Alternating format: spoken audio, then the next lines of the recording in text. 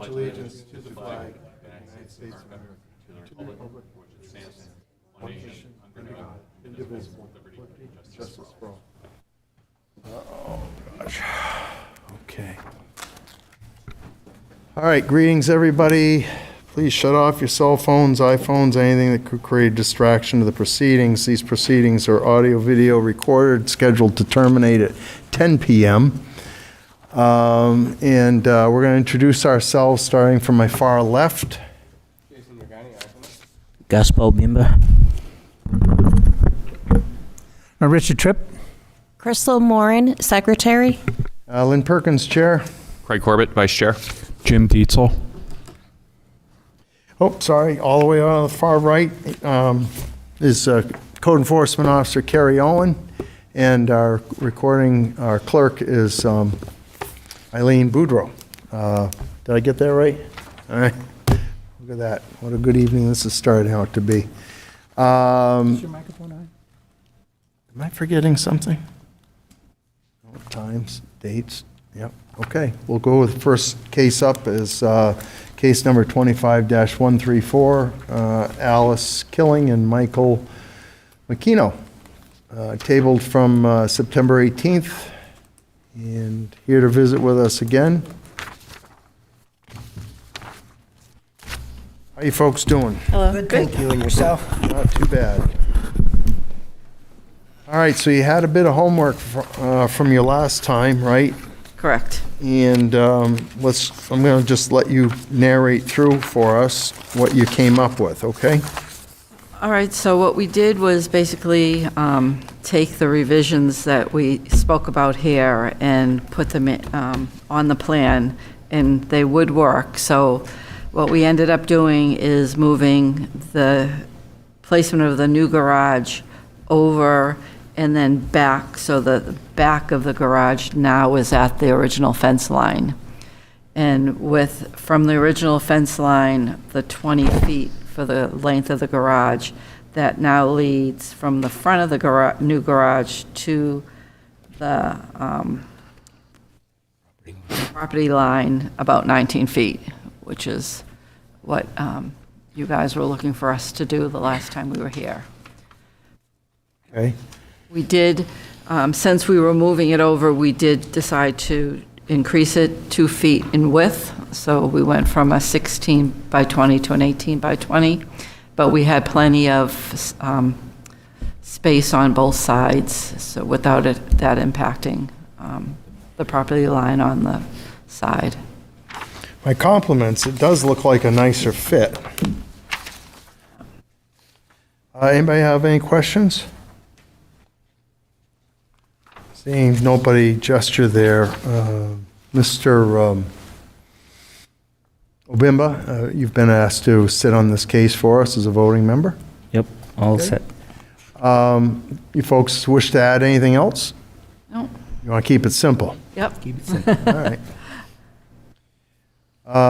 Okay, well, tell you what, we're just, as abutters have opportunity to rebut, we'll make that call and give that opportunity. It's just a matter of protocol.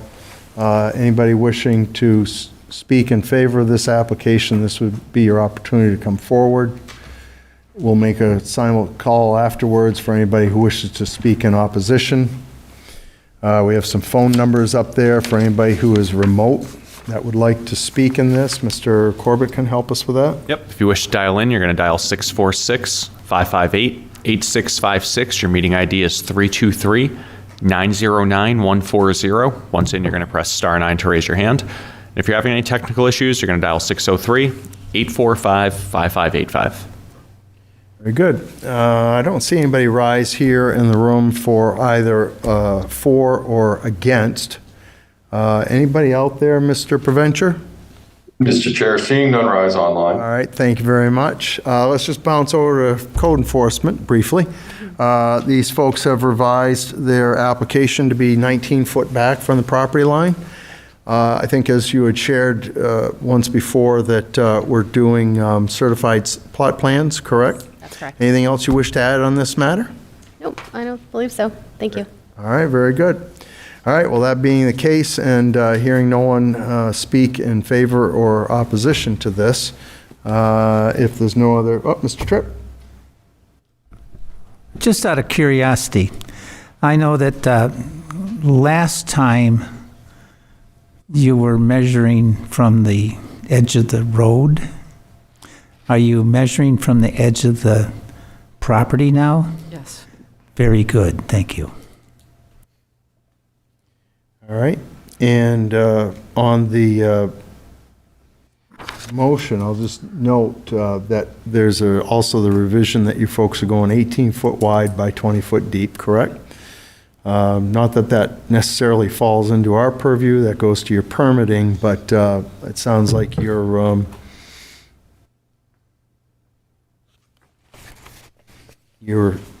have adjusted, so we're going to have to amend this motion as, I guess, less than 35 feet from the property line is fine.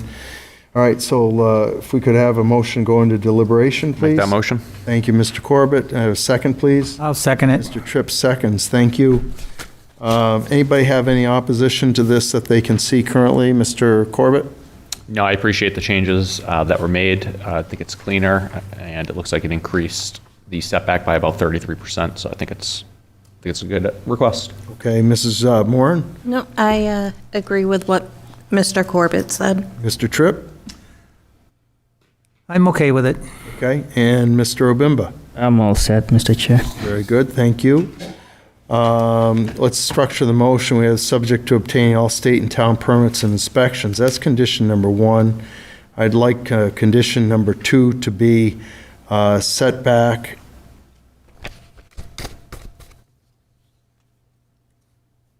to be 19 feet from the property line. All right, you have that noted, Mrs. Moran? I do 19 feet from the front property line. Correct, yep. Thank you. All righty. Uh, Mr. Tripp? Are we going to make that exactly 19 feet or a minimum of 19 feet? We can call it a minimum if you'd like. Well, I don't really like absolutes because now you got the poor code enforcement people out there with a tape measure. Well, understanding that code enforcement will require a certified plot plan on this, so it can't be any less than 19 feet. If you prefer the verbiage to be a minimum of 19 feet, that's fine. You prefer that? Yes. Okay. Minimum. You have that noted, Mrs. Moran? I do. Okay. Very good. Any other conditions? Hearing none. Mr. Obimba, you all set? I'm all set. All right, very good. We'll take a motion, Mr. Obimba, to come I'll out make of... the motion to come out of the delivery session. Thank you very much. Mrs. Moran, you want to help out here? I'll second it. Very good. All in favor of coming out of deliberation, say aye. Aye. Any opposed? Hearing none. Mrs. Moran, you have a motion to read. I do, thank you. I make a motion on case number 25-134 for Alice Killing and Michael McKeno to grant a variance to the terms of Article 6, Section 165-48.b.4 of the Town of Derry zoning ordinance to allow the construction of an 18-foot by 20-foot garage less than 35 feet from the front property line. Parcel ID 09058-001, zoned LDR, as presented with the following conditions. We have 2. 1, subject to obtaining all state and town permits and inspections. 2, the setback is to be a minimum of 19 feet from the front property line. And that concludes the reading of the motion. I need a second. I'll second the motion. Thank you, Mr. Obimba, and that puts that motion on the floor. Mr. Corbett, you have a finding of fact. Yep, finding a fact for case 25-134. The board found that the applicant is requesting approval to allow the construction of an 18-foot by 20-foot standalone garage, 19 feet from the front property line. The property is located in the low-density residential zoning district, which requires a 35-foot minimum setback to the front property line. The property contains an existing standalone garage situated outside of the front setback. If approved, appropriate permits and inspections will be required, and the board also includes all facts found in the meeting minutes for this application and incorporates all meeting minutes into its finding of facts and decisions. Does anybody have any additions or addendums to make? No. Seeing no gestures there, let's see, all in favor of moving this for a vote, say aye. Aye. Any opposed? Mr. Obimba, Yes. Mr. Tripp, Yes. Mrs. Moran, Yes. Mr. Corbett. Yes. And the chair will make it unanimous by a vote of 5-0. Folks, congratulations, you're all set. Sorry for the painful month. And anybody agree by this has 30 days to ask this board for reconsideration of this decision. After that, recourse would be to Superior Court. Okay? Okay? Good luck. Very Hope you good. enjoyed the wedding. Thank you. Thank you. Have a good night. Next case up is Daniel Moynihan, 18 Oak Street, and case number 25-138. Good evening, Mr. Moynihan. Mr. Preventric, is there a chance we can get this property up on the screen, please? Yes, indeed, Mr. Chair. I'll be there momentarily. Amazing multitasker. Wizard of Oz. All right, good evening, Mr. Moynihan, and you're doing all right? Yeah, doing great, thanks. Everyone else is as well.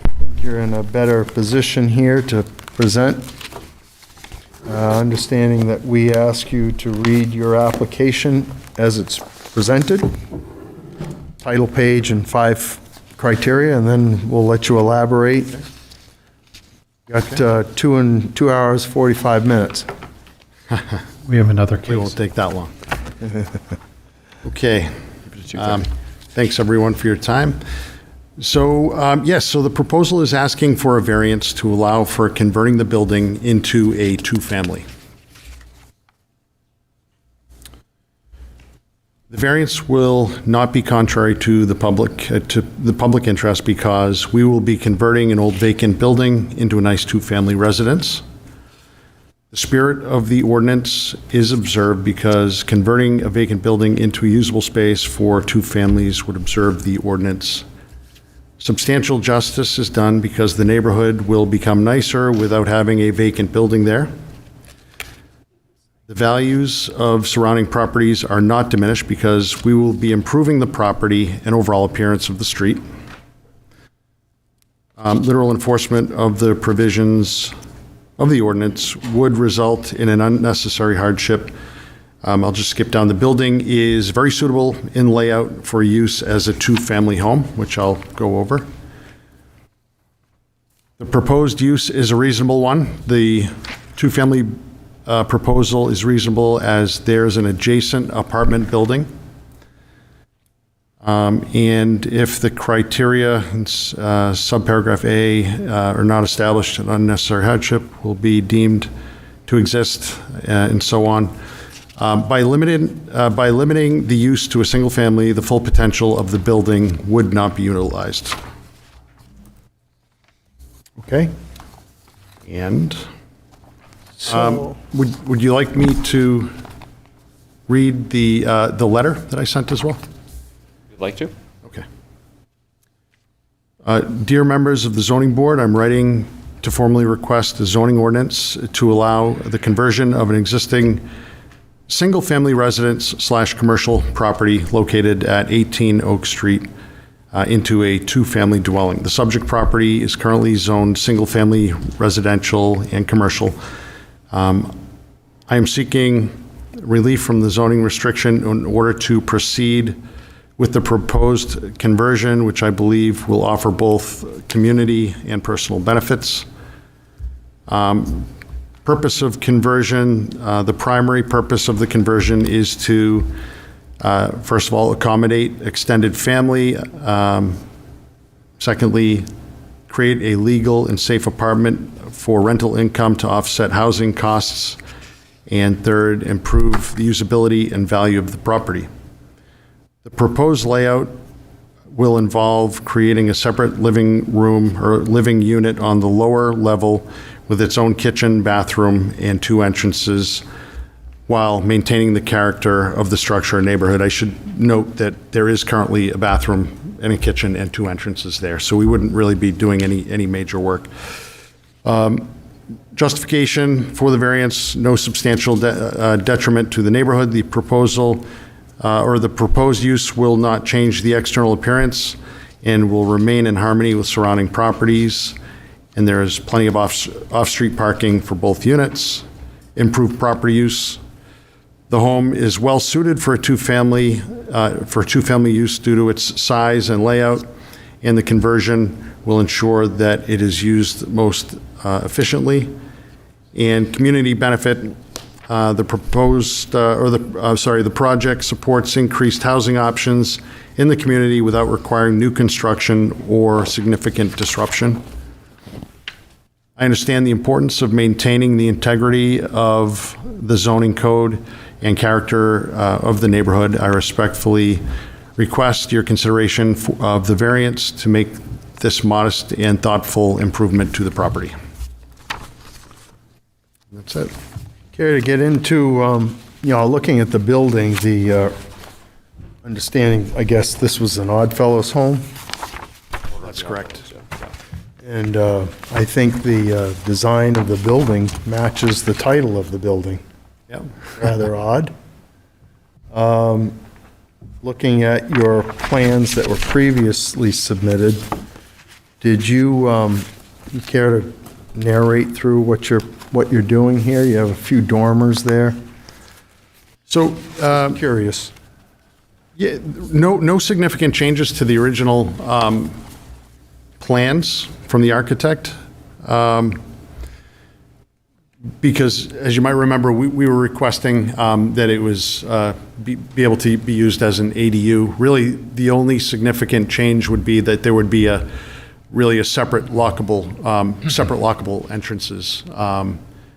But the essentially the layout of the downstairs, the upstairs wouldn't change at all. The downstairs really would just only change with the egresses,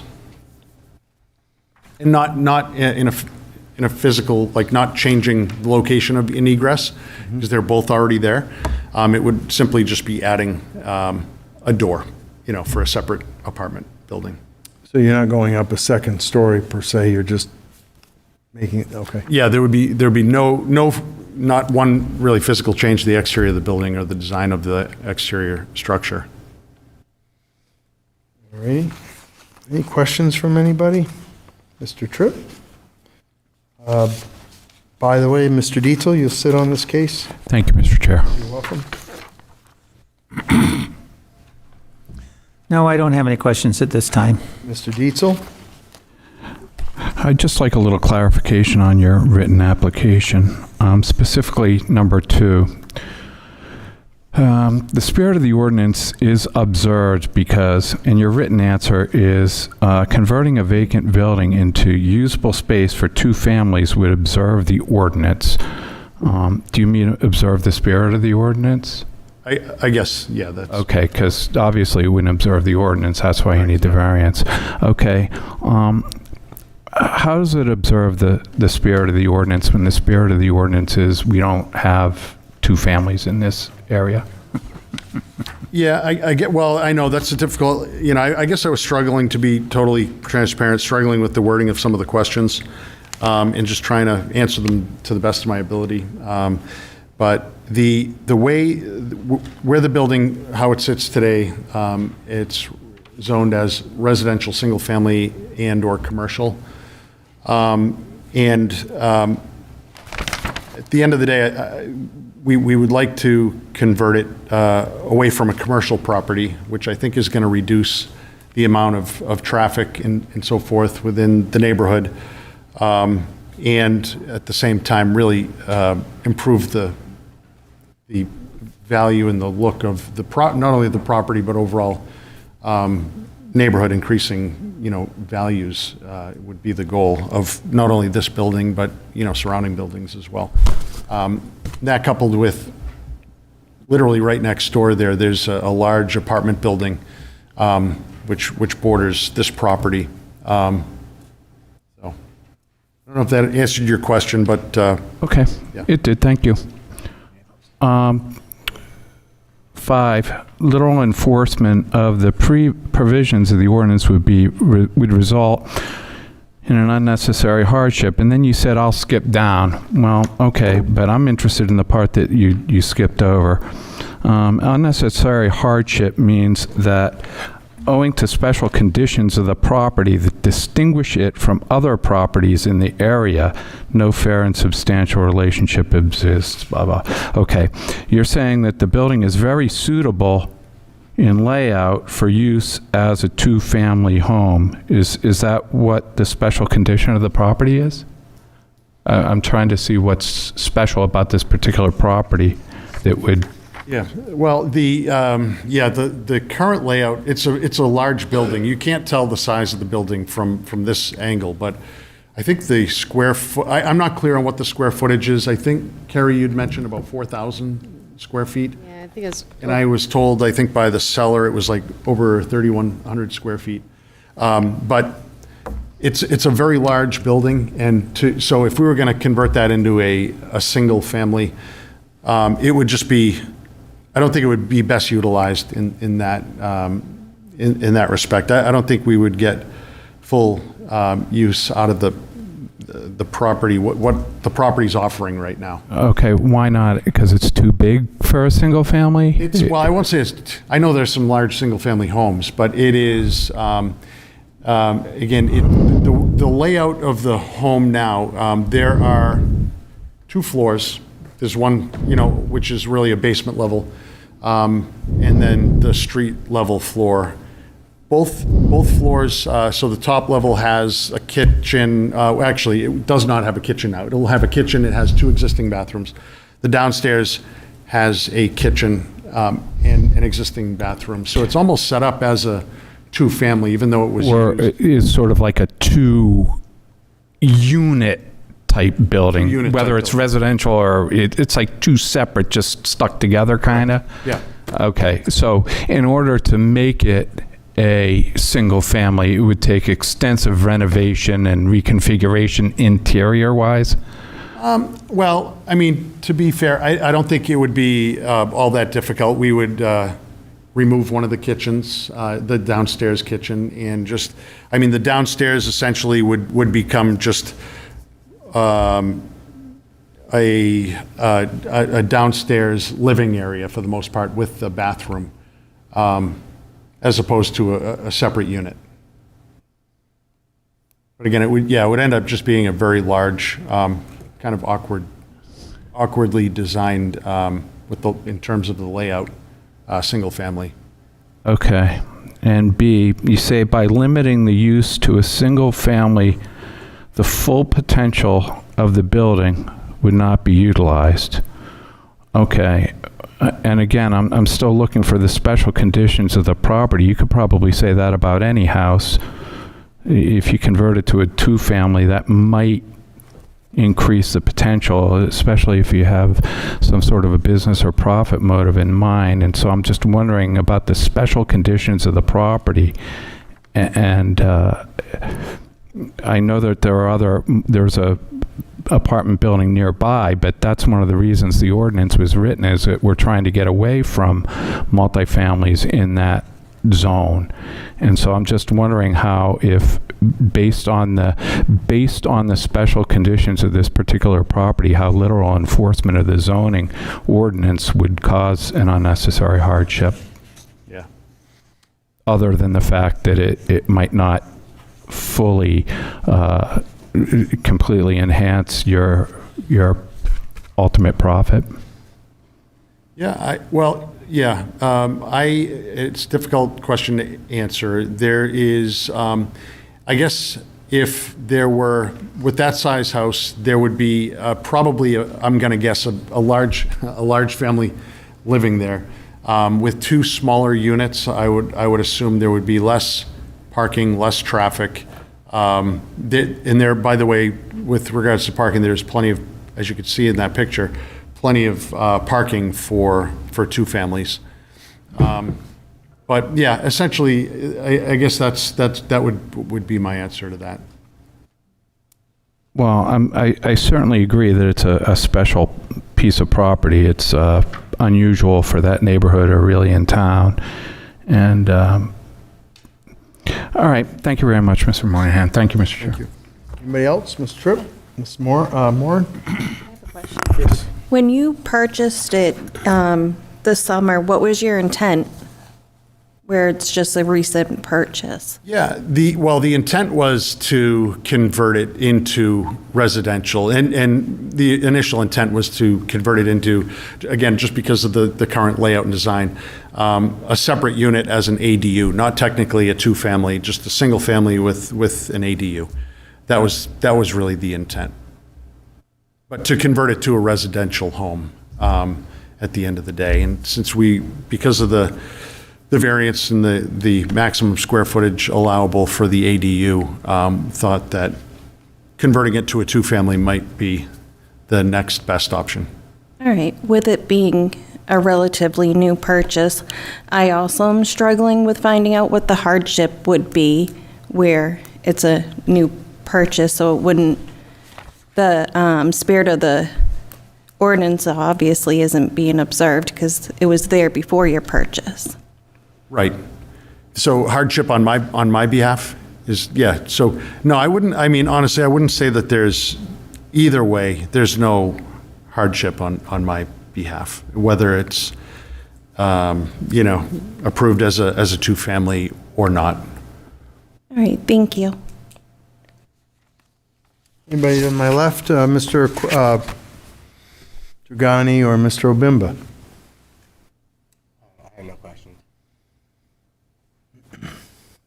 I think Mrs. Moran hit on something that often this board falls back on when someone does a new purchase that's not in compliance or is non-conforming.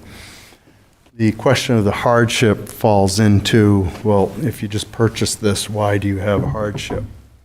I think are you have any background in building or construction? I don't have a background in building or construction, but I have a background in real estate purchases and sales and so forth, yeah.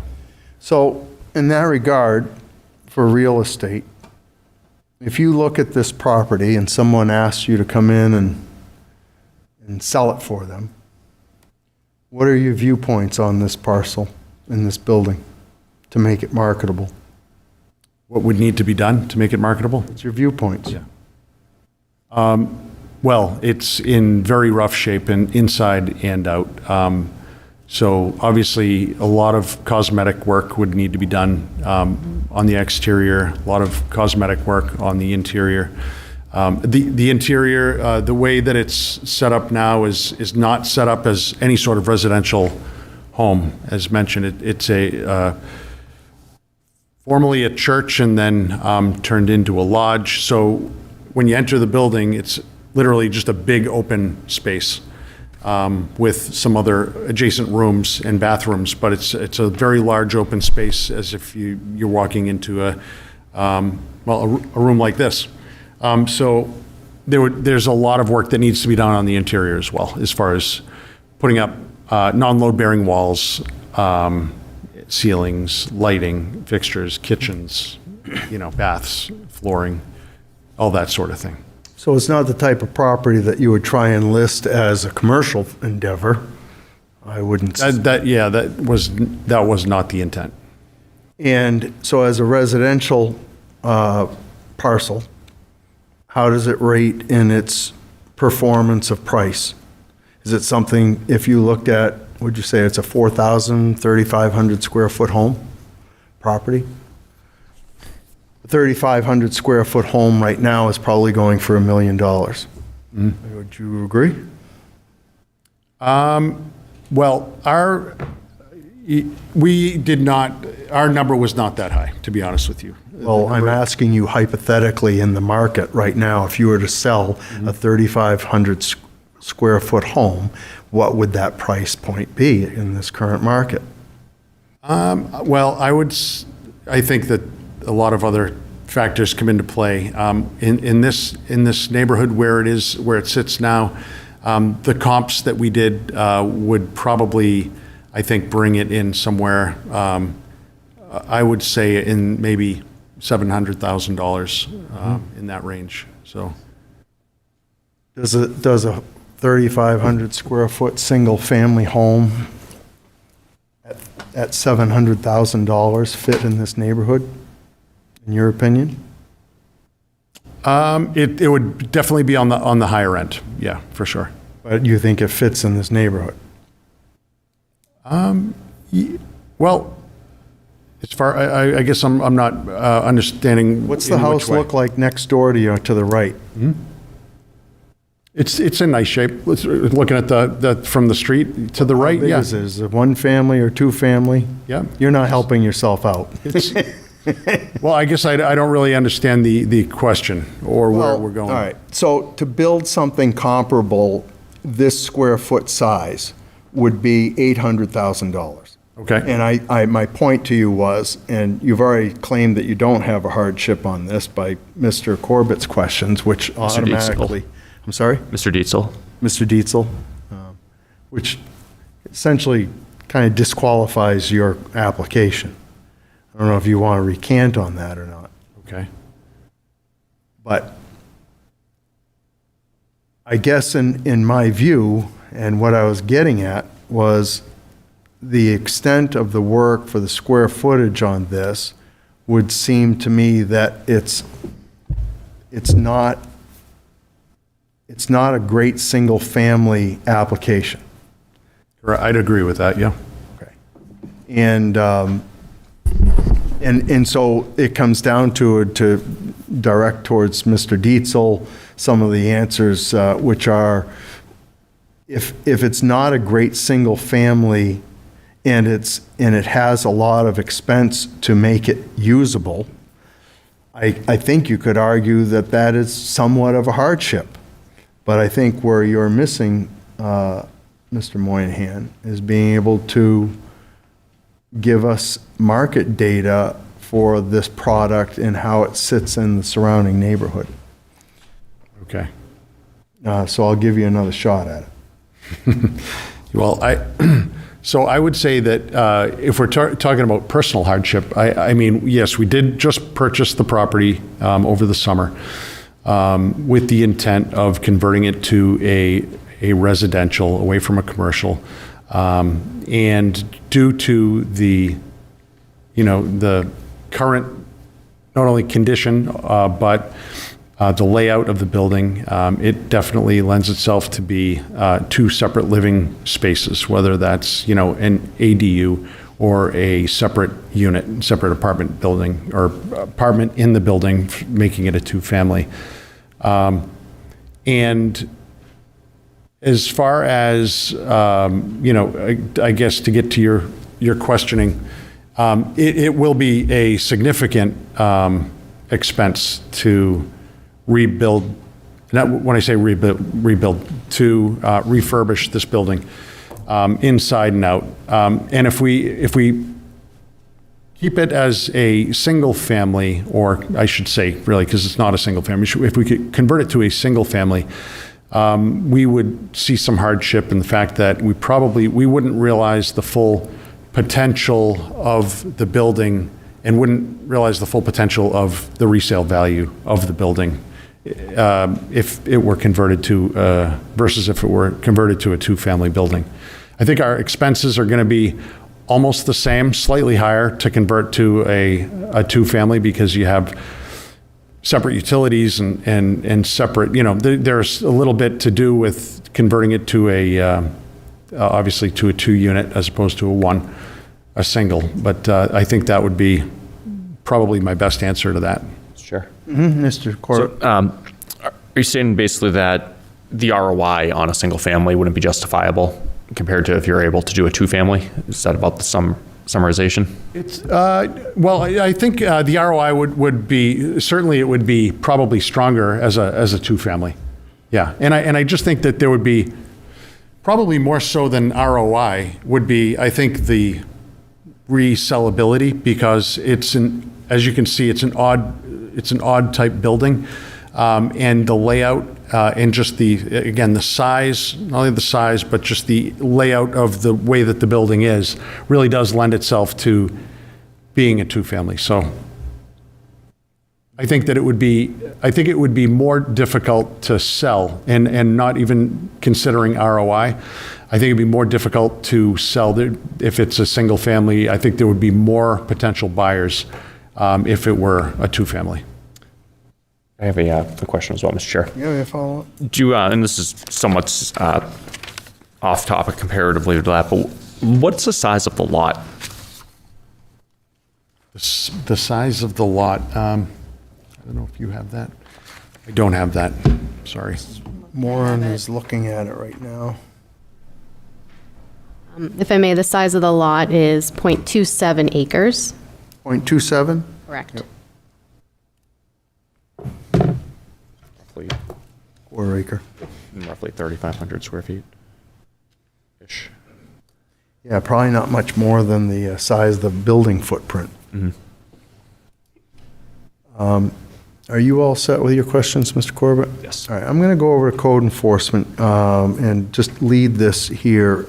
Ms. Owen, understanding that the ordinance changed in this year, this past winter, February, I believe, correct?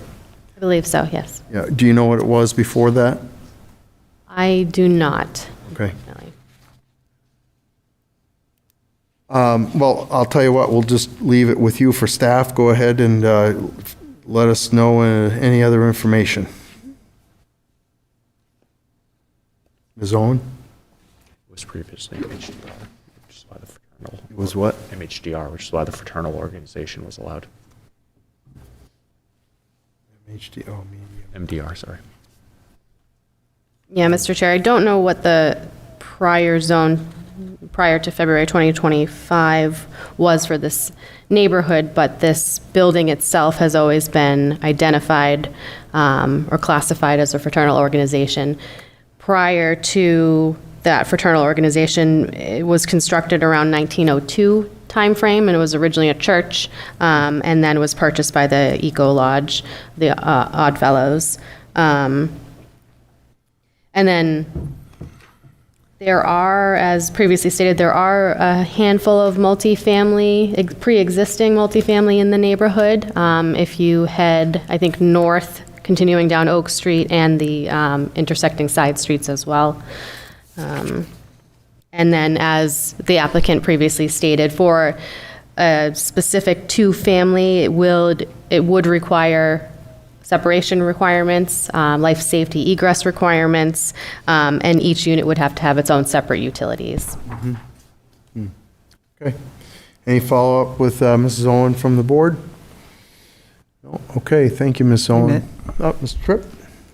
So how much change would invalidate the pre-existing non-conforming condition? So it's pre-existing non-conforming when it comes to the current setback requirements, so where the way the building is situated on the lot. So I think by adding to the building is where it would change that status. The fraternal organization, I don't know when it closed previously. So that would be a grandfathered use if it was continued, if it has been closed or vacant for less than 1 year. But if it's been vacant for over a year, then technically it reverts back to the zoning ordinance, which is single family or single family with an accessory dwelling unit are the only permitted uses in this district. And if it was torn down, it would also lose that, correct? That's correct, yes. So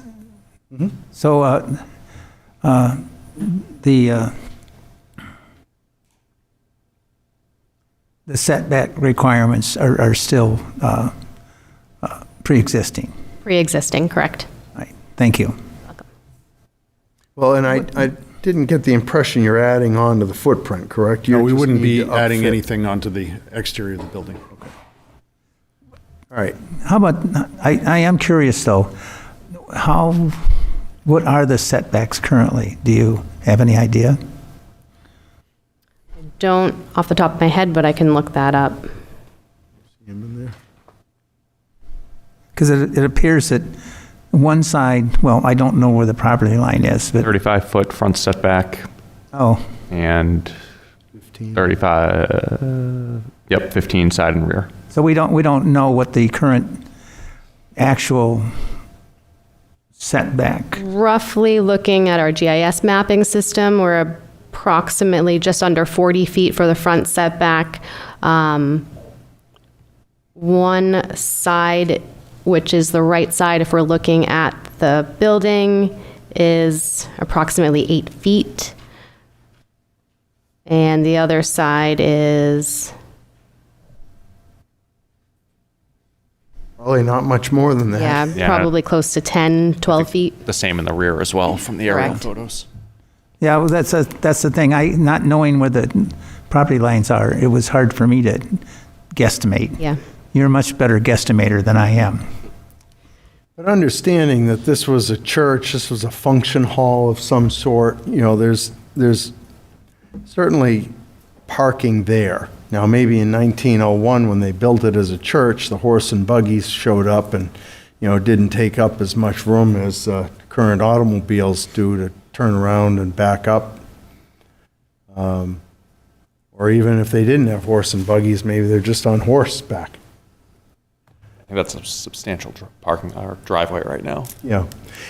The conforming, non-conforming, really, other than trying to make something that's not approved in the zone, won't matter a lot here as we're not expanding that footprint. Yeah. But that's a limitation to anything that the owner is going to do to make it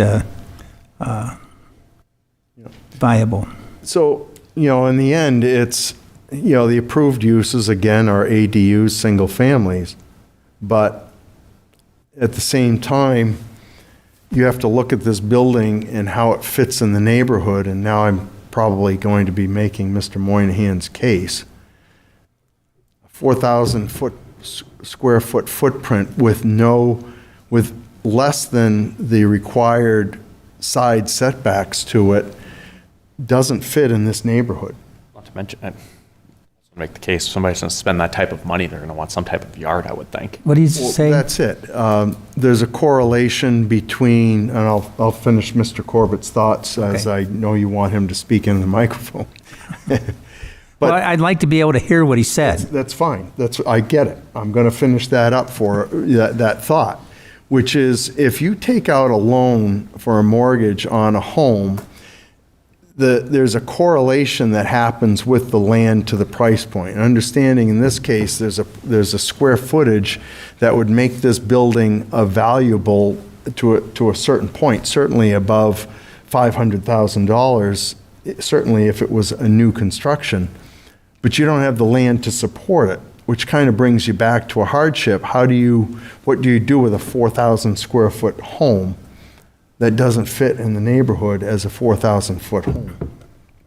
I think Mr. Corbett was leaning in that direction. My comment was, personally, if I were to spend that much on a house, I would want a yard or some type of yard to go with that much house. And so in some sense, and it's up to the board to make its individual decisions, you certainly can say, well, there's no hardship here because you can make a single-family residence and clean this building up and sell it. And the owner that comes in next, they can apply for the ADU if they want. And you can make the case that this is, therefore, the ask might be under the fifth question of the variance, may be extreme, unless Mr. Moynihan wants to move into it and then make his own ADU. That goes to Mr. Dietzel's point, I think.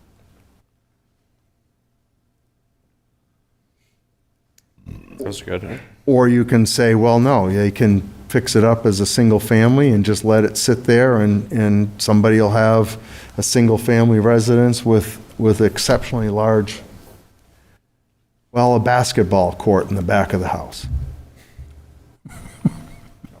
Sure.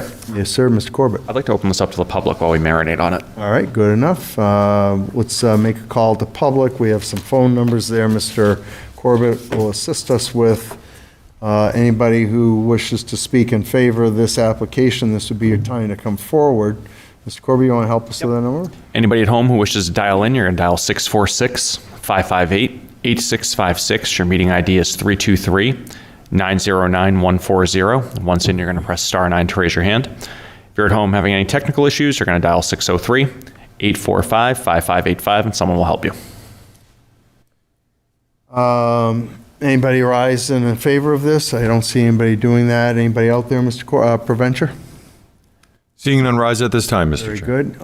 Anybody in opposition to this application, would you like to come forward and speak? This would be your time.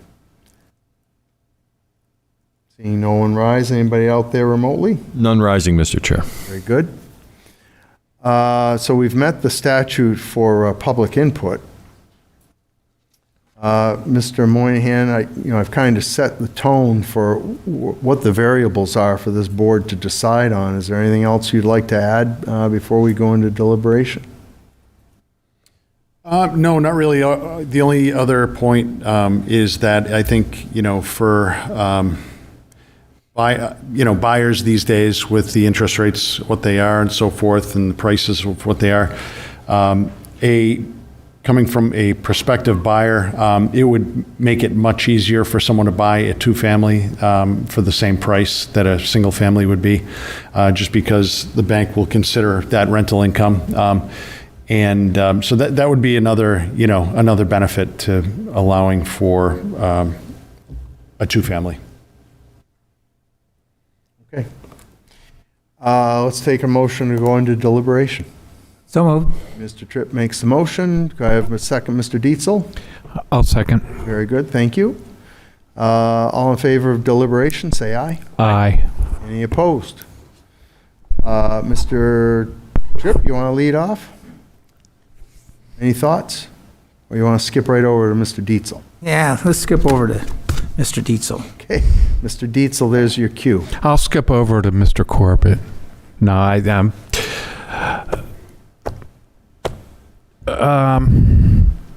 don't think a single family works.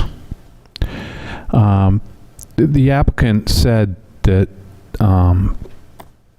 it wouldn't be a hardship to convert it to a single family, but You mean to leave it as a single family? to leave it as a single family or make it a single family. And you said yourself, Mr. Chair, that maybe you were making his case for him. I'm almost doing that myself. I don't think a single family at this particular property, due to the uniqueness of the property, really fits. The spirit of the ordinance, I think what we were talking about might have been the apartment building. Was that the school we were talking about?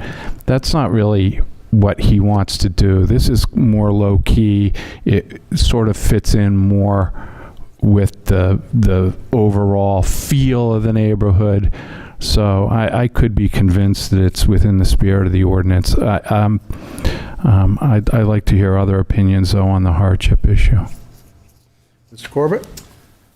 Yeah, I thought it was an excellent line of questioning for Mr. Dietzel on the hardship. I was surprised to hear, not too much work, not to turn it into a two-family, to leave it as a single family, because looking at it, and this property is exactly where my fear, or not my fear, but the reservations that I've made clear, about the churches kind of being able to come in and be built anywhere, is you see what happens when they're gone and then what happens in the future. And we now have this completely out of the ordinary building that, to the point, it looked like it blended in with the Oddfellows, but to turn that into a single-family house to become, within the spirit of the ordinance on a quarter-acre lot at that size, I don't see how one, it doesn't fit, just to be frank, but then two, outside of that, I just don't see what could really be used for it. I think the two-family cleans it up to gut a church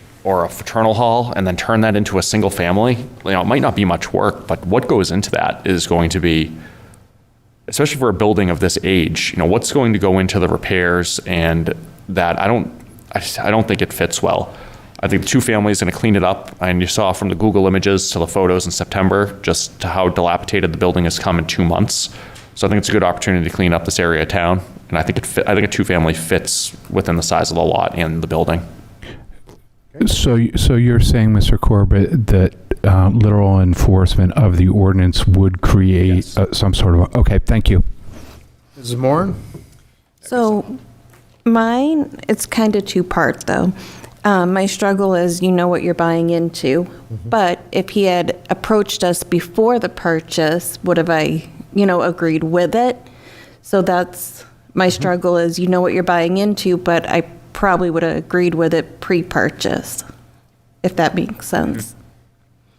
Yeah, it's so you're sensing the timeline and perhaps that feel that, well, we're just going to go in and do what we want anyway, versus the caution, correct? Correct. But how does that erase Mr. Corbett's view, which is what do you do with an old meeting house in the middle of a neighborhood where it wouldn't be built today because the size of the lot, the common sense of it, the size of it, how does that thought that if they had come before us when they were under purchase and sale versus after a purchase, how does that idea, philosophy change that? Well, the timeline. Because the hardship, in my view, what Mr. Corbett's describing, the hardship is the same either way. correct. And I do agree with that. I just see the post part of it, like you already know what you're getting into, you're buying it, it's not your forever home. But I also 100% see that that's not the home I would want as a single family home. And regardless, it's going to take work to make it a single or two family as well. So if I think the way I understand it, correct me if I'm wrong, you don't see this as a case of someone bought it for sure knowing it's a single family. Now let me see how I can maximize, everything. But rather, it was bought with the intention to turn it to a multifamily, looking at the use of the property. Perhaps they just almost should have come here prior. And had they, you'd be looking at that, the current use of the property with the proposed one and say, yeah, that's something I could see as a benefit. Correct.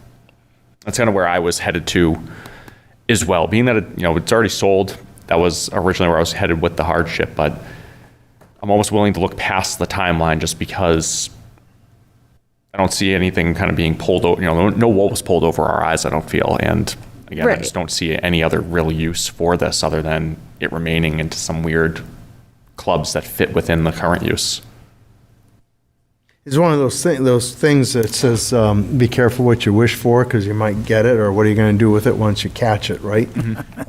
You purchase this and all of a sudden you're going, well, I got it, but now what am I going to do with it, right? And I think anybody would be perplexed by the same thing here, just looking at the land to structure value would make this a tough parcel or building to do anything with. Mr. Tripp, you have some thoughts? Well, I think the rest of the board has pretty much explains what I think. As you said, that as a single family, it would be, it wouldn't be proper use of the building.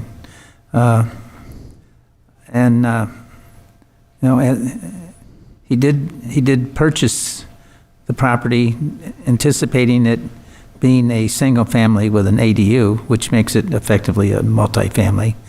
So this is just seems to be another way of achieving that goal of a two-family. All right. Mr. Dietzel, you have any rebuttal there back to the other conversation? You're all set. I'm all set, Mr. Chair. Thank you. All right, very good. Well, I think we've got some feel for the board on this. We have some conditions to look at to the motion, obtaining town, state, and permits and inspections. I believe, Ms. Owen, this was a public sewer and water idea? Yep. Correct. Okay. So the application is self-explanatory. I don't feel that like I need to add anything else, like no more than two-family dwelling. That's what's been asked for. That's what we're deliberating on. Is there anybody else that wants to place a condition here? My only concern is the original footprint. Once he gets this, does it have to stay with that original footprint? Because that's... It would. If they broke out of this, it's a non-conforming, and we'd expand the foundation, and Mrs. Owen would direct Mr. Moynihan back to come and visit with us, correct? Correct. All right, very good. Thank you. How's that? Mr. Perfect. Tripp, you all set? I'm all set. All right, good enough. In that case, we can make a motion, come out of deliberation. So moved. Second. All in favor, say aye. Aye. Any opposed? All right, Ms. Moran, you have a motion to read. I do, thank you.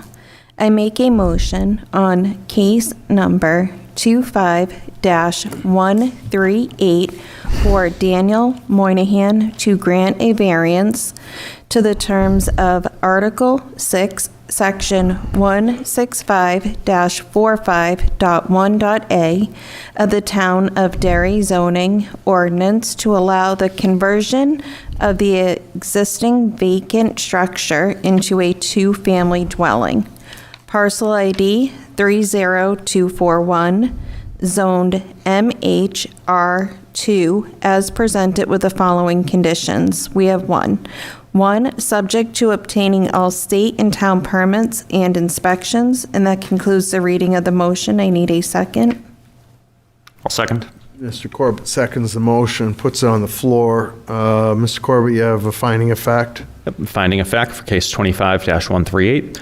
The board found the property is located in the medium-high density residential zoning district 2. The existing two-story structure previously served as the home of the Echo Lodge of the Independent Order of the Oddfellows. Prior to that, it was a church that was constructed around 1902. The existing property is pre-existing, non-conforming to current setback requirements and is served by municipal water and sewer. There are several existing multifamily dwellings in the neighborhood, and if approved, the appropriate permits and inspections will be required. The board also includes all facts found in the meeting minutes for this application and incorporates all meeting minutes into its finding of facts and decisions. Does anybody have any additions or addendums to make? Seeing no gestures there, all in favor of moving this motion for a vote, say aye. Aye. Any opposed? All right, Mr. Corbett. I vote yes. Mr. Dietzel. Yes. Mrs. Moran. Yes. And Mr. Tripp. I vote yes. And the chair will make that unanimous by a vote of 5-0. Mr. Moynihan, your application has been approved unanimously. Anybody aggrieved by this decision has 30 days to ask this board for reconsideration of this decision. After that, recourse will be to Superior Court. Great. Any further direction, you can contact code enforcement, okay? Thank you so much for your time, everyone.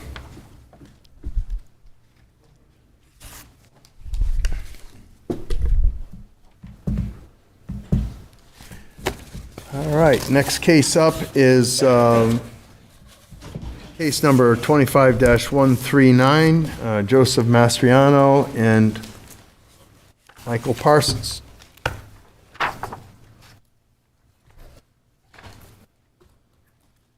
Am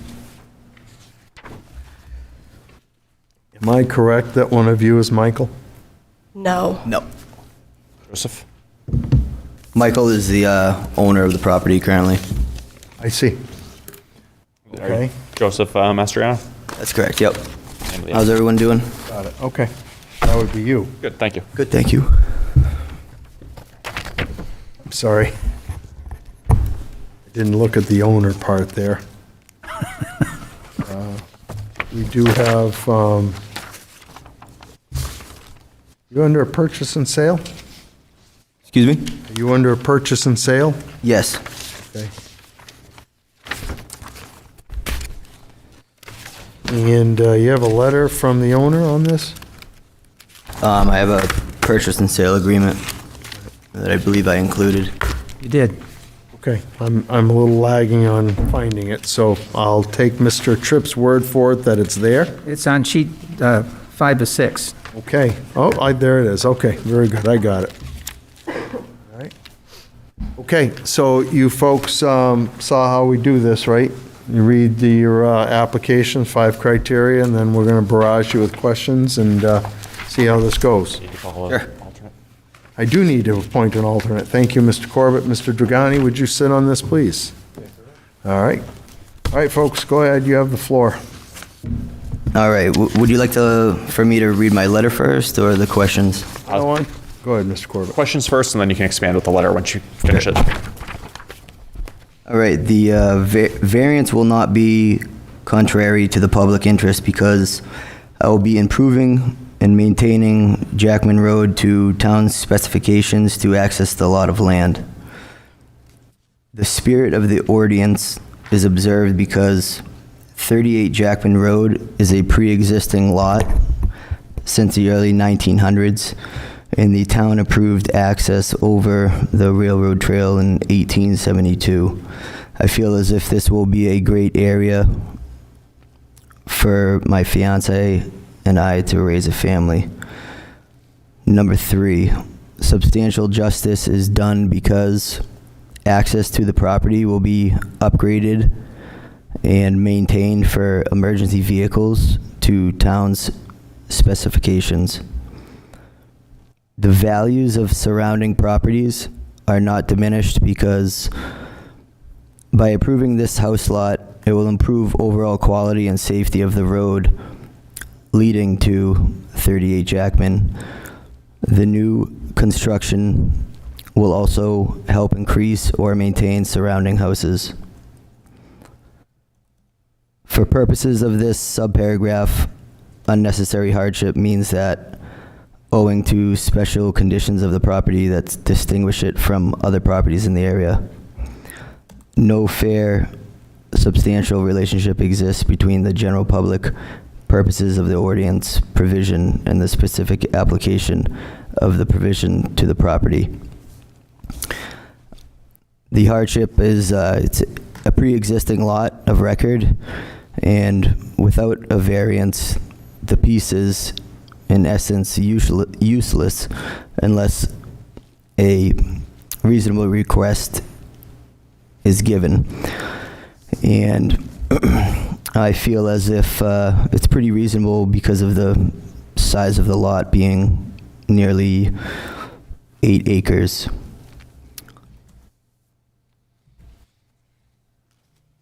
All right. And also, if the criteria as a subparagraph are not established and unnecessary, actually, I'm sorry, I think I did read that one. I can go on to my letter if you guys would like.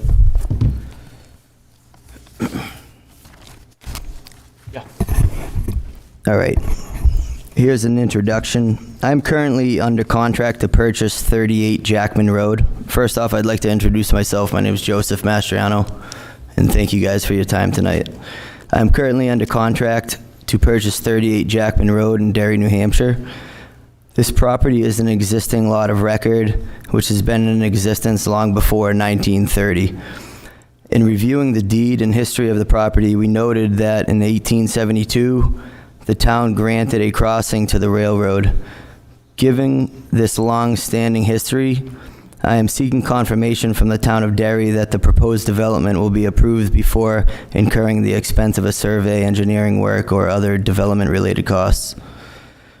Proposed development plan. My proposed development on the property includes the construction of a new residential home and necessary infrastructure improvements as detailed below. House and a detached garage. I plan to build a 3,500 square foot residential home with 3.5 bathrooms. The house will be designed with ample living space to meet the needs of a modern family while fitting aesthetically with the character of the area. The detached garage will be constructed to provide additional parking and storage space. Class 6 road improvements. The access road to the property is classified as a Class 6 road. As part of this development, I will improve the road by widening it to a width of 20 feet or greater to ensure safe access for emergency vehicles. Additionally, I will include a turnaround area in the driveway allowing for safe and easy turning of emergency or oversized vehicles. I will also ensure to keep the roadway clean, safe, and regularly maintained for travel. For utilities, for the septic system, a septic will be installed in accordance with the state or town guidelines to ensure proper waste management and compliance with environmental regulations. Water supply.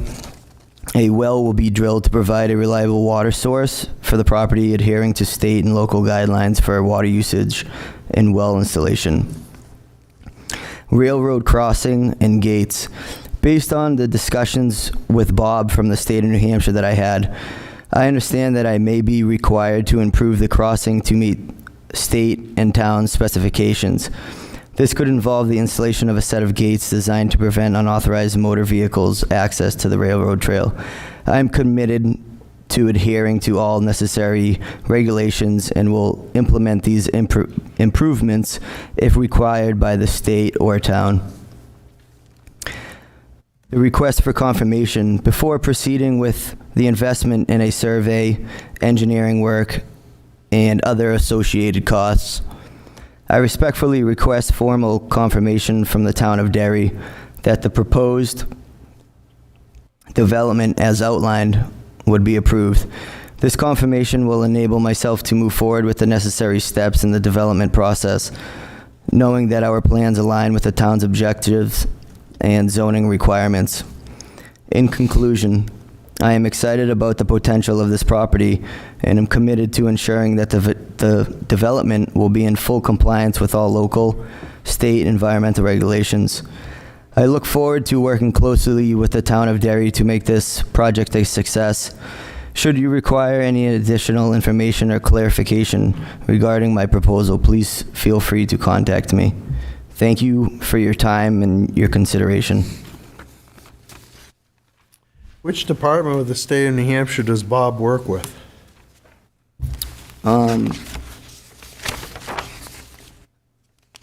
I believe I have the email from Bob here that I can share with you.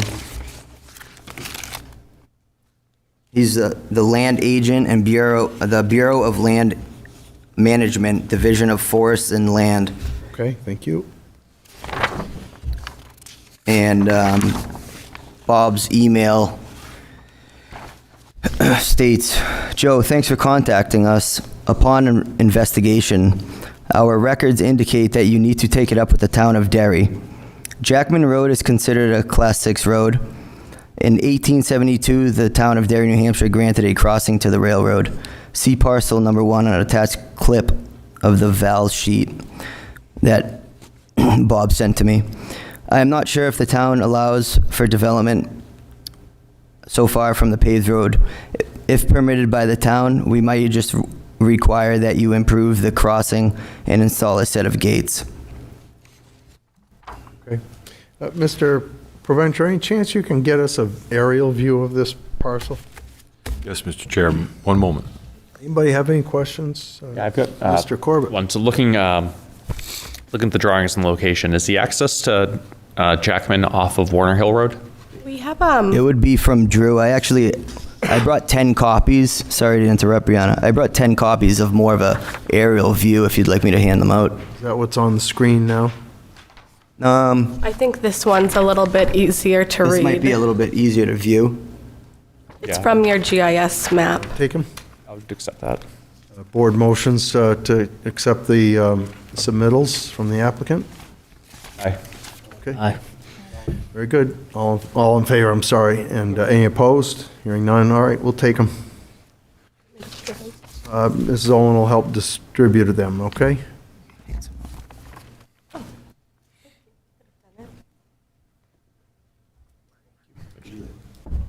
Thank you. Thank you.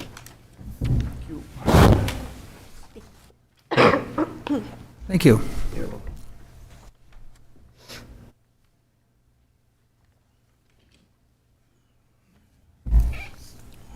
All right, go ahead. Mr. Corbett, did you have more question, or? Good for now, thank you. All right. Anybody else? Mr. Dragani? So is it off of Drew Road, or is this a dirt road that we're seeing on the map? It's off of Drew Road, It's and off then of- you go down the Jackman Road, which is a dirt road.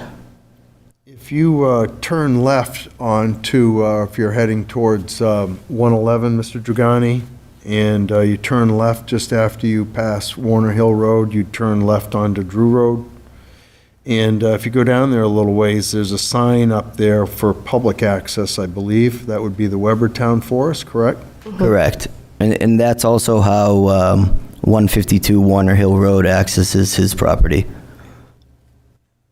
So which road is that? Jackman Road.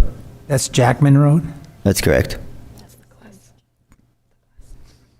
That's the Class 6 road, Jackman Road. You can also access Drew from North Shore. If you take a left on North Shore and go up Drew, it's on the right-hand side as well.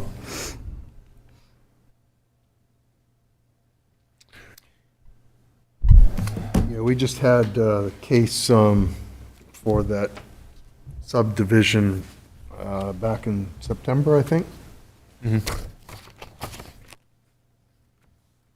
So there's a driveway on this plot? Right now, currently? Yes. No, there's not. Well, this is an access road, Mr. Tripp, and I believe that Mr. Owen can help us out on this. And once it gets, I don't know, within about 100 yards of the recreation trail, it turns into a goat path. But Mrs.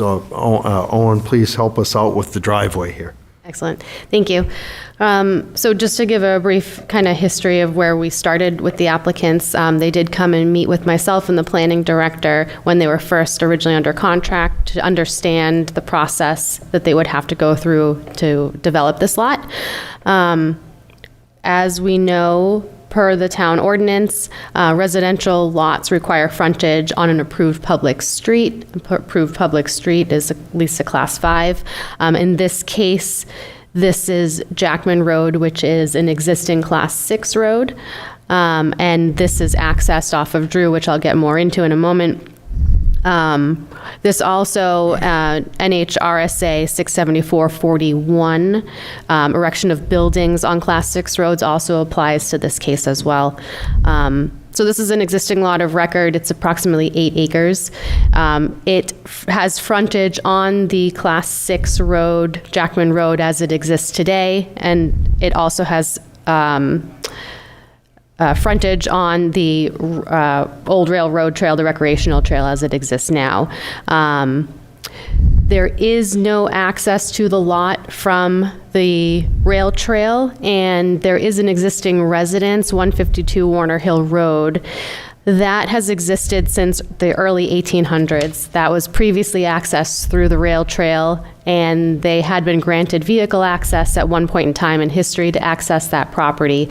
The state had closed that down when they developed it as a recreational trail, and during that time, they were instructed to upgrade or improve the current Jackman Class 6 road to access 152 Warner Hill. And during that time, this property owner owns the adjacent property, so they improved Jackman Road Class 6 and then created a driveway through the adjacent property to access that existing residence.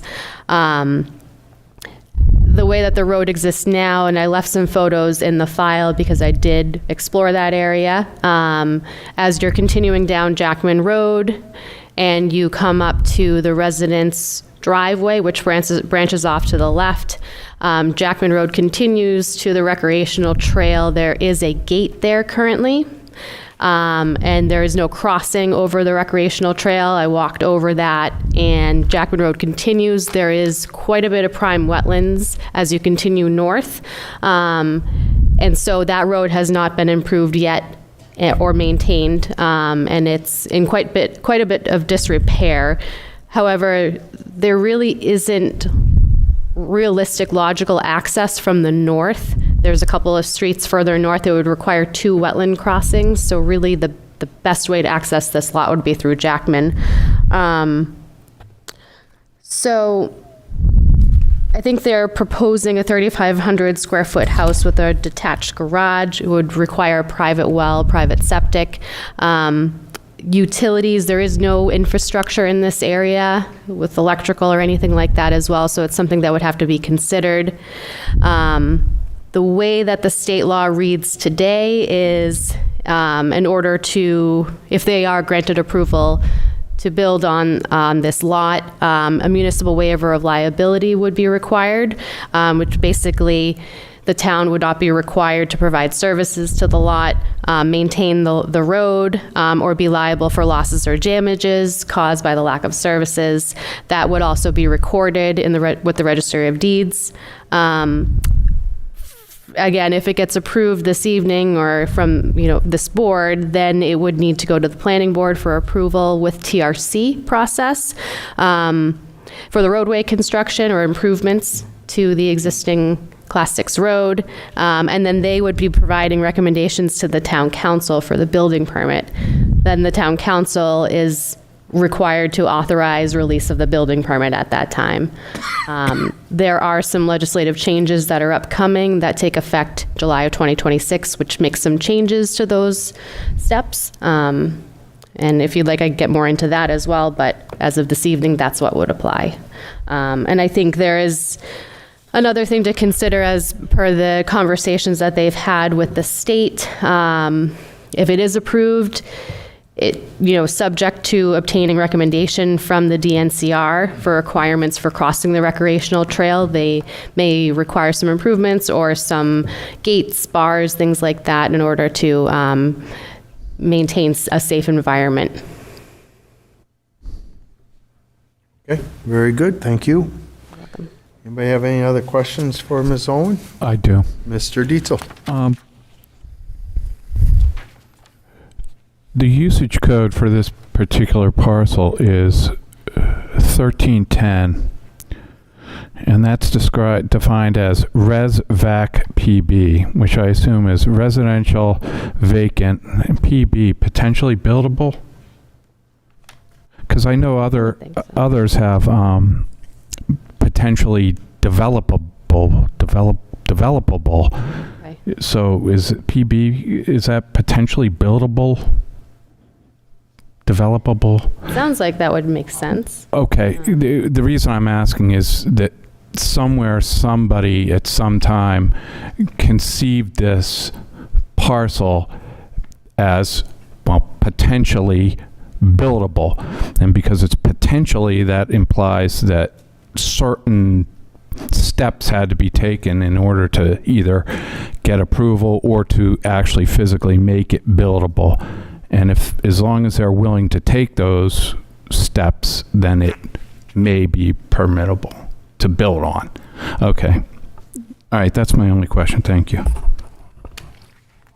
Anybody else, Mr. Tripp?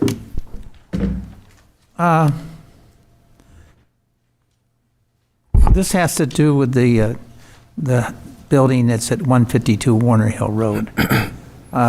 Somebody said that Jackman Road was developed to a Class 6 status up to some point, so that the driveway to 152 Warner Hill Road could cross 30 Jackman Road.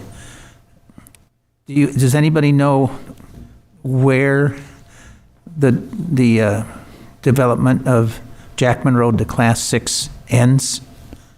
So it's my understanding that the Class 6 Jackman Road has existed for a long period of time. I don't know when it has taken place, but it does continue north beyond this property, 38 Jackman. And you can see that, I think they provided the GIS map, which kind of shows that narrow strip continuing. But 152 Warner Hill Road previously had vehicle access or were granted vehicle access from the recreational trail.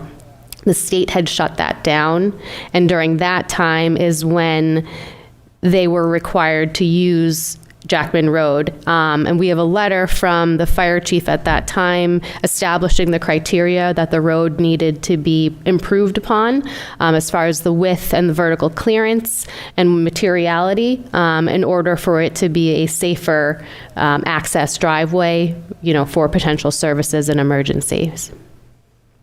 Would you say the condition of Jackman Road right now from Drew Road probably meets a Class 5 road?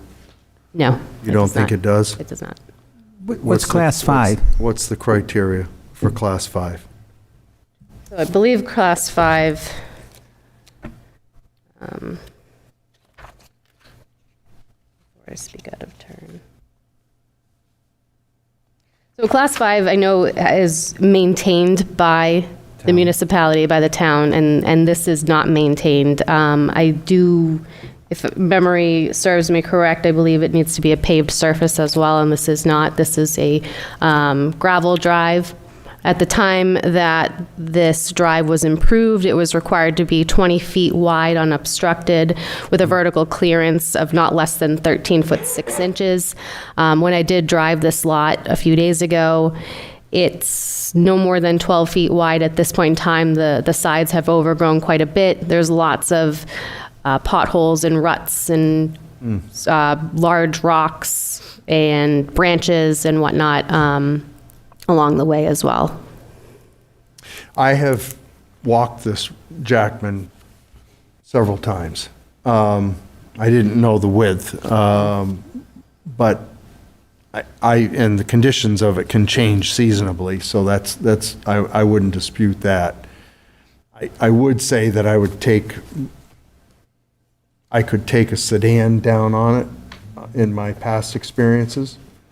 You could certainly take a crossover vehicle down it, but those conditions could vary seasonably.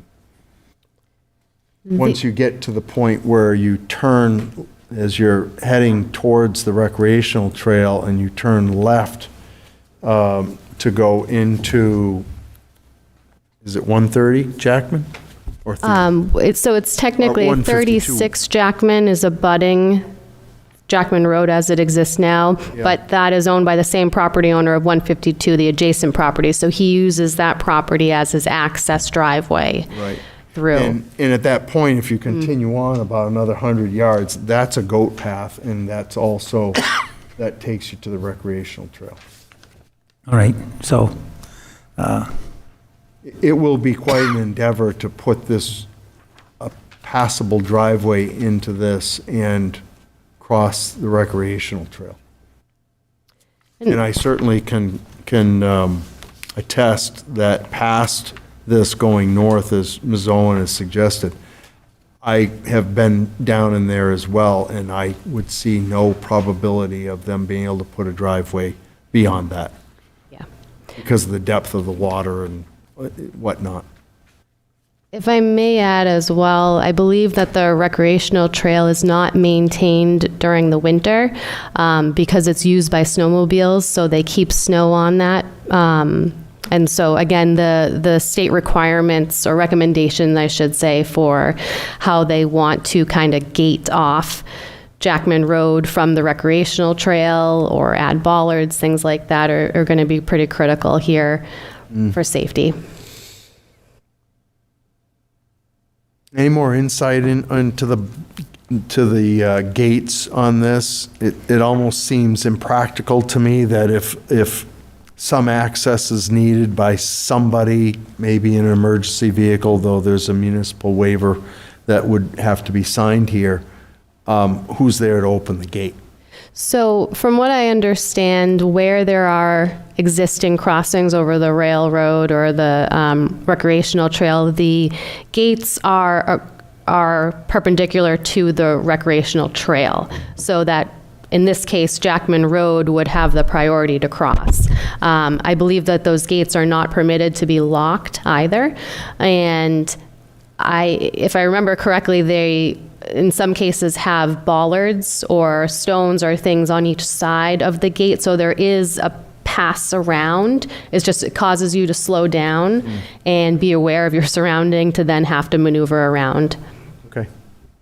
Very good. Any other questions? Mr. Tripp, Mr. Dragani? I guess, do you have an estimate of how far you're going to have to, the distance you're going to have to develop Jackman Road into a Class 6? Sure. On this plan that we drew, it would be from the point from where you would venture off to get, over to 152 Warner Hill Road. I would say that, it's maybe 30 yards or so to the Rockingham Recreational Trail, to then you'd cross, and proposed driveway after you cross would be, pretty close to take a, left-hand turn into the property. As you were saying, you come up to wetlands further going down that, so I would have the driveway, a lot closer, so that way, naturally, you could enter without having to, cross, that. So, with that being said, I would have to improve, the Jackman Road. I would say maybe 30, 40 yards or so to the Rockingham Recreational Trail, and I'd be willing to improve Jackman Road to any town specification, moving forward to the status of how it is now. I would be willing to, cooperate with the town of Derry to, bring it to the specification of the town and state. I also just wanted to mention as well about the electrical.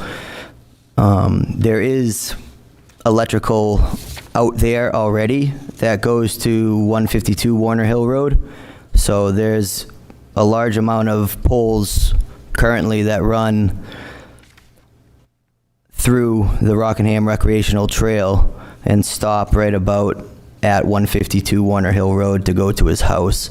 So the electrical, to get it to 38 Jackman Road would be pretty close, considering 152 Warner Hill is almost directly across from 38 Jackman. So you think you'd have access to the overhead utilities? Correct. Mr. Tripp, are you good? I had a question from Ms. Owen I thought of. I couldn't hear what you said. Are you good? I had a question from Ms. Owen. Do you have any more questions? So a Class 6 road, is that a public way? Is it public? Is it a public way?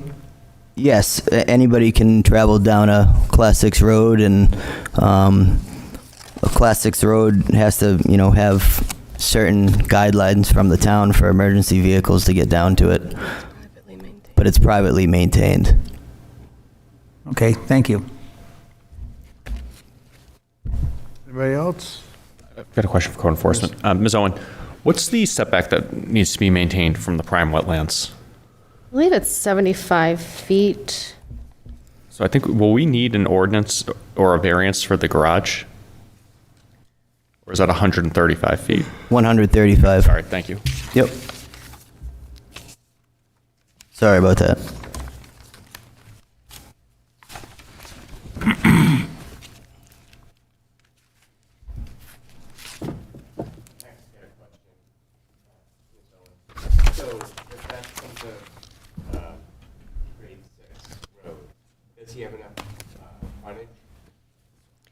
Lot size? Sorry. So it is currently considered a Class 6 road. Okay. But I think because of kind of where the improvements were made in the past or the previous resident, there's been a lot of washout, there's been flooding, there's so on and so forth, that the condition of the road is in disrepair. It's in need for improvement. So Frontage on Jackman, yes, this property does have more than the frontage requirement, or meets more than the frontage requirements in our ordinance. Okay. Thank you. You're welcome. Okay. If there's no other questions, we can make a call to public, I guess.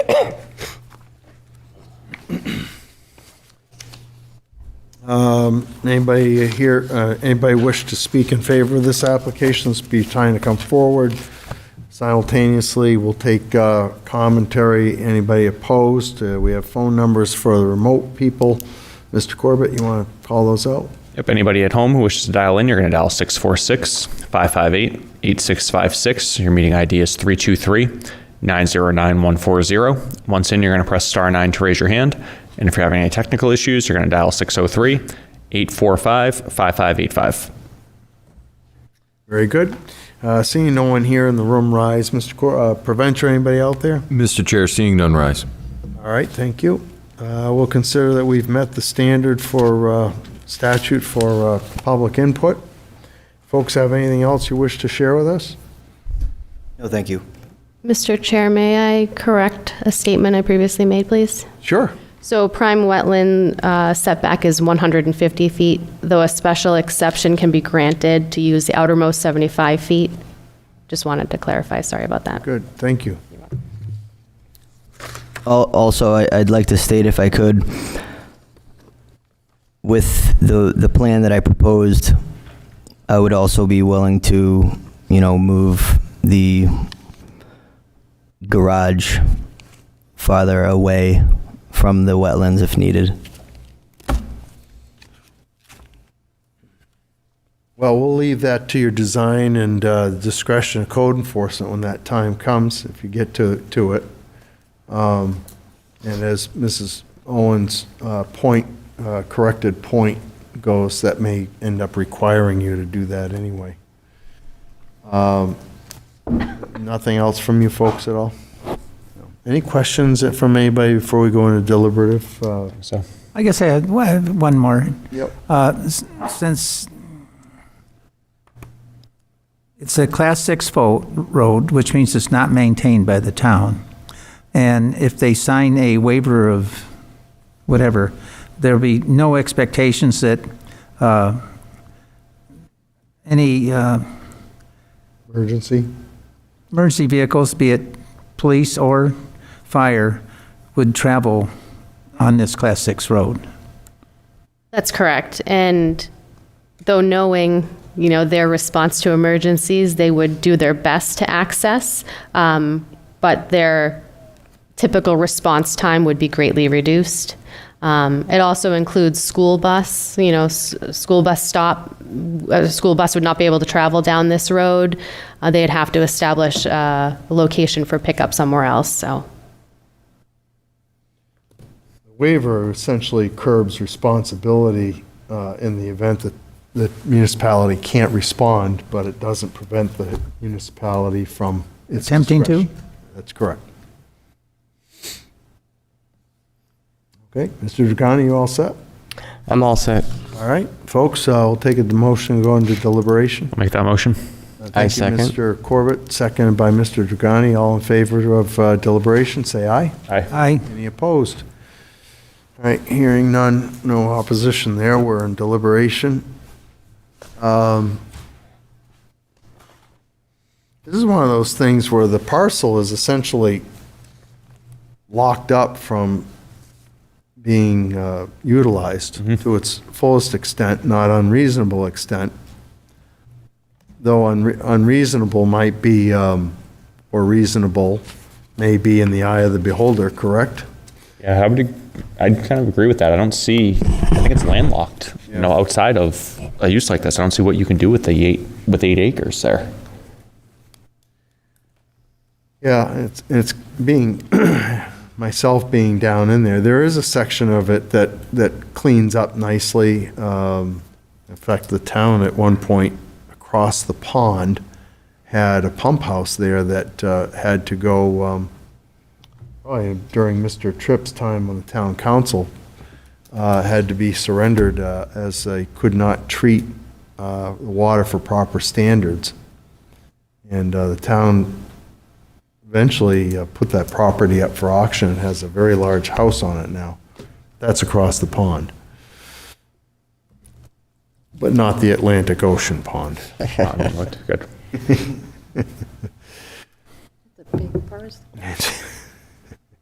Yeah. So it's a unique piece of property down there. And so I don't know what else you do with it, and other than to perhaps let somebody have an opportunity to utilize it within its perspective, and it was a lot of record, has been. Mm-hmm. And the mass is certainly there.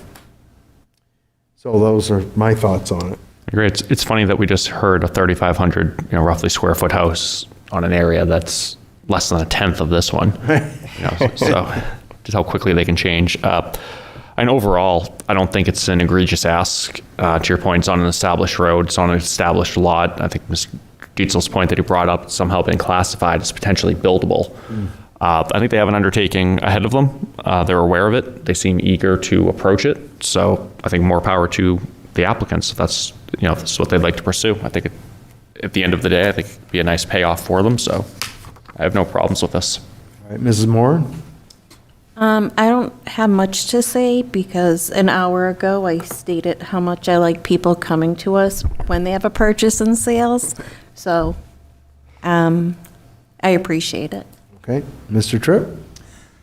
I remember previously up by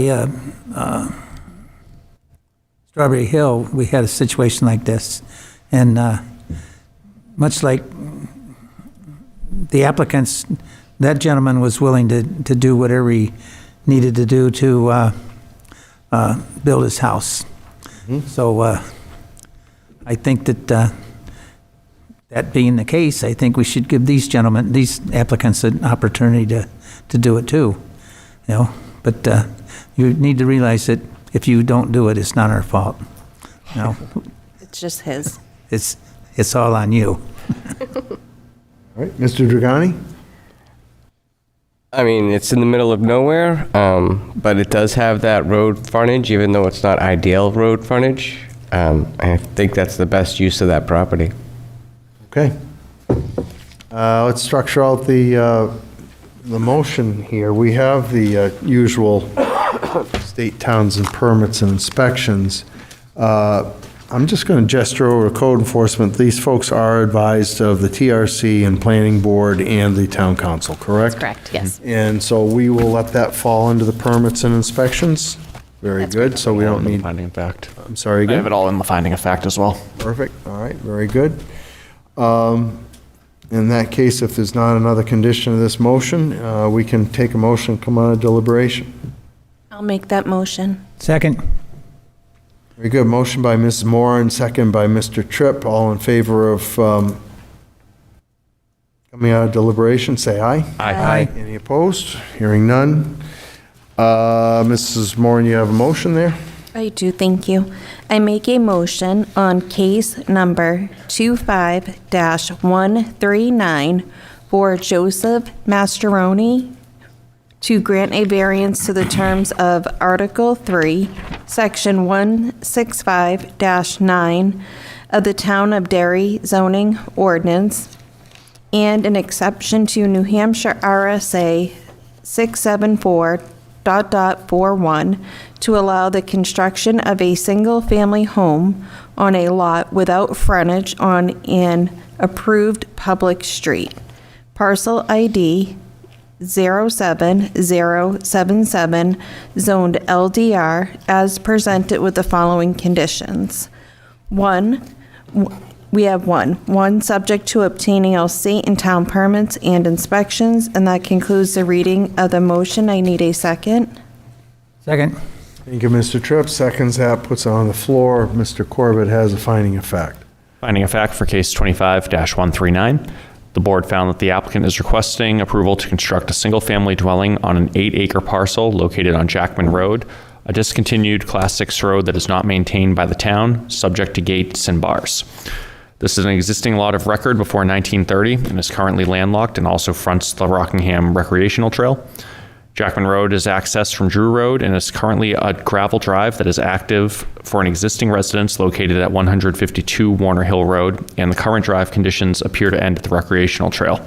The residence has been in place since the early 1800s, and the fire chief has established specific access requirements to the existing residence in 2012. Access from the north is not considered reasonable because it would require crossing multiple prime wetlands. The property is located in the low-density residential zoning district. A 3,500 square foot home with detached garage is being proposed, and the home will be serviced by a private well and septic system. If approved, a notice of waiver of municipal liability and responsibility must be recorded with the deed. The proposal will also require technical review by town staff and planning. Planning Board for the roadway access construction. The Planning Board will also provide a recommendation for the Town Council on the request for a building permit. Town Council authorization is required to issue the building permit and will be subject to obtaining recommendation from the DNCR to meet the requirements for crossing the recreational trail. The board also includes all facts found in its meeting minutes for this application and incorporates all meeting minutes into its finding of facts and decisions. Does anybody have any additions or addendums to make? I do not. Seeing no gestures there, let's move this to the vote. All in favor of moving the motion for a vote, say aye. Aye. Any opposed? Hearing none. Mr. Corbett? I vote yes. Mr. Drugani? I vote yes. Mr. Tripp? I vote yes. Mrs. Moran? I vote yes. Chair will make it unanimous as well, so congratulations, folks. You've passed this step here. Good luck to you. Anybody aggrieved by this has 30 days to ask this board for reconsideration, otherwise recourse be to Superior Court. But I think you have some other endeavors before you, so good luck, okay? Do you own a bulldozer? A what? A Do boathouse? you own a bulldozer? Bulldozer? Oh, no, not yet, but if I need one. Good luck to you guys. Thank you very Thank much. you. We appreciate it. Have a great night. You too. Did I get the photos back for this? Sure. Yeah, I think we just kind of throw them everywhere. Yeah.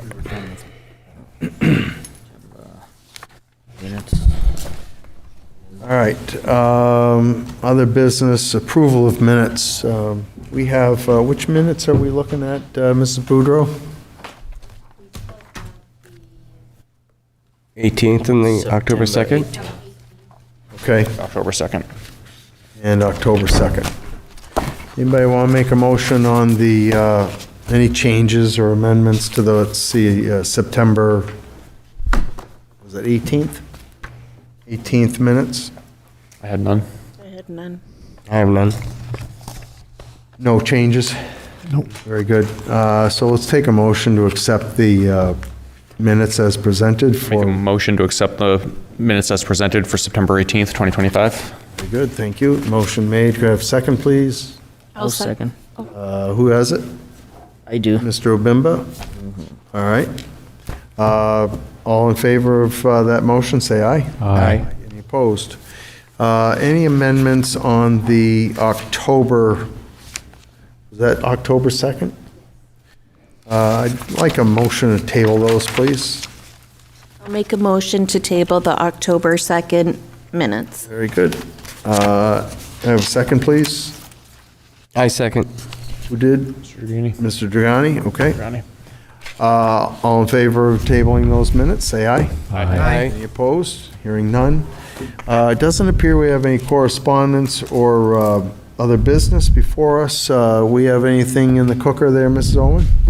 We have 2 cases so far on the next agenda. The next meeting, because of the way that the month is spaced out, is 3 weeks away, so our submission deadline is technically Monday. All right, well, all right, good enough. If there's no other business for the board, can take a motion to vacate the premises. Make a motion. Very good. Mr. Corbett has that motion. Somebody want to help me out?